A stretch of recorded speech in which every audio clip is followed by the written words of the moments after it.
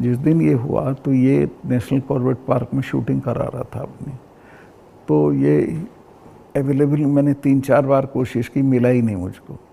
5 या 6 बजे इसका फ़ोन आया, हाँ सतपाल भाई क्या हुआ? मैं कहा हमारे इतने लोग मर गए हैं और हमारी गलती से मरे हैं। तो बोला नहीं नहीं चुप रहना, अभी कुछ नहीं बोलना इस पर।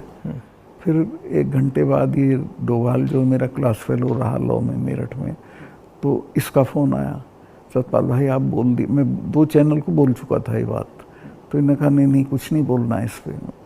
मैं कहा ठीक है, मैं समझा कुछ जांच वाँच कराएंगे, उस पर असर पड़ेगा।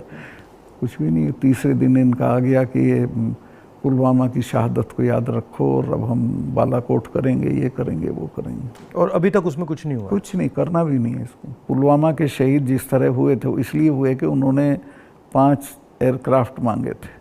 अगर वो मेरे से मांग लेते तो मैं इमीडिएटली कर देता। मैं तो वहाँ स्टूडेंट्स जब जम्मू में फंस जाते थे बर्फ में, उनको एयरक्राफ्ट से, क्योंकि दिल्ली में एयरक्राफ्ट इमीडिएटली मिलता है किराए पे। 4 महीने तक एप्लीकेशन उनकी पड़ी रही होम मिनिस्ट्री में, और 4 महीने बाद वो खारिज कर दी कि नहीं देंगे।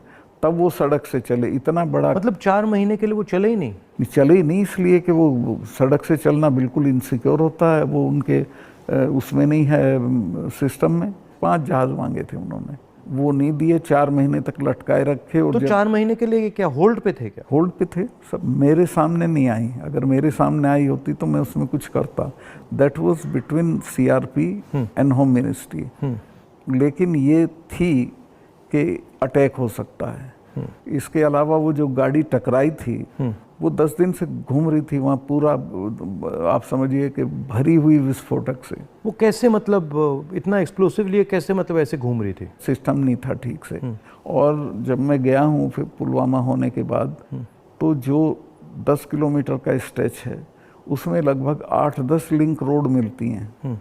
एक भी सैनिटाइज नहीं थी उस दिन। बल्कि हम तो जब अपनी पुलिस को भेजते थे कश्मीर की, तो पूरी रोड पे सिविल ट्रैफिक बिल्कुल रोक देते थे, सैनिटाइज कर देते थे, तब भेजते थे। ना हाईवे सैनिटाइज था, ना वो लिंक रोड।